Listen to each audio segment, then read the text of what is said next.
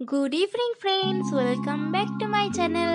তো আজ অনেক দিন পর মা আর ছেলেতে বেরিয়েছে একটু বিকেলে ঘুরতে। তো কোথায় ঘুরতে যাচ্ছি সেটা জানতে হলে কিন্তু সঙ্গে থাকতে হবে আর পুরো ব্লগটা দেখতে হবে। তো সঙ্গে থেকো এবং পুরো ব্লগটা দেখতে থেকো।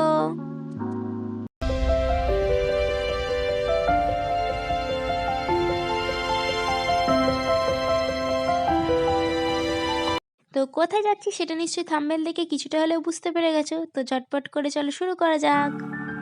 তো আমরা এখন চলে এসেছি জমিদার মাঠের কাছে। তো জমিদার মাঠ কেন বলা হয় সেটা আমি পরে বলছি। তো এখন দেখাই চলো, এর পাশে রয়েছে একটা জগদ্ধাত্রী মন্দির। তোমাদের মনে আছে আমি একটা শর্টস দিয়েছিলাম একটা জগদ্ধাত্রী ঠাকুরের, তো এই মন্দিরেই কিন্তু সেই জগদ্ধাত্রী ঠাকুরটা হয়। তো খুব ধুমধাম করে পুজো হয়। তো চলো এখন ভিতর দিকে যাওয়া যাক।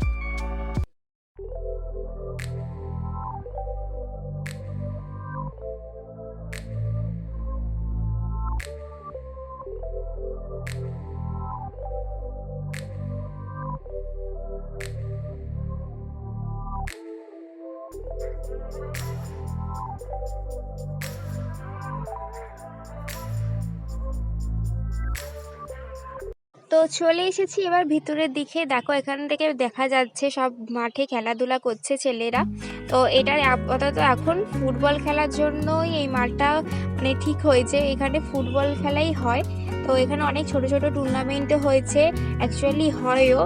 তোমাদের গ্যালারিটা ঘুরিয়ে দেখালে বুঝতে পারবে। এই দেখো এদিকে দেখা যাচ্ছে গ্যালারিটা, দেখতে পাচ্ছ? এখানে স্টেডিয়াম মতো করা আছে বসার জন্য, যেরকম হয়ে থাকে যে খেলা দেখার জন্য বসার জন্য যেটা হয়, এটা রিসেন্টলি হয়েছে যেহেতু।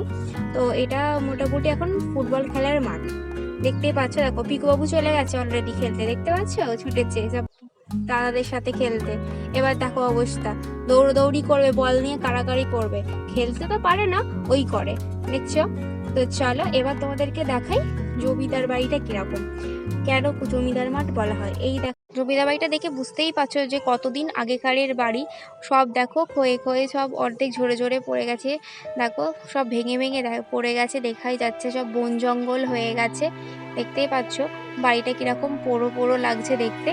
যেহেতু এটা জমিদার বাড়ি আর এই মাঠটা জমিদার বাড়িরই, তো সেই জন্য এই মাঠটাকে জমিদার মাঠ বলা হয়। তো এখন তো আর জমিদারও নেই আর জমিদারিও নেই, তো সেই জন্য এই জমিদার বাড়ির মাঠ এবং জমিদার বাড়ি সব কিছুটাই এখন পাশে ক্লাবের হয়ে গেছে। তো পাশে অমর সংঘ ক্লাব আছে, তো ওই এখন এই মাঠটাকে বেশি অমর সংঘ মাঠ হিসাবেই লোক চেনে। তো জমিদার বাড়িও বলে যেহেতু জমিদার বাড়িটা রয়েছে সেই জন্য। তো তোমরা পুরোটা দেখে নিশ্চয়ই নিজেরা বুঝতে পারছো যে কেন জমিদার বাড়িটা আসলে বলা হয়, মানে জমিদার মাঠ কেন বলা হয়। তো দেখে নিশ্চয়ই তোমরা বুঝতে পারছো, যেহেতু পুরনো পুরো জমিদার বাড়ি সেই জন্য জমিদার মাঠও বলা হয়। তো আমি এখানে আসি পিকুকে নিয়ে খেলতে। পিকু এখানে খেলতে আসে, এখানে যেহেতু ফাঁকা ফাঁকা দুরকম বড় ছোট দুরকম মাঠ আছে। তো তো বড় মাঠটাতে এইসব ছোট ছোট ছেলেরা খেলে, মানে ফুটবল প্র্যাকটিস করে। তো পাশে ছোট মাঠটা পিকু খেলতে পারে, তো সেই জন্য এই মাঠেই আসি।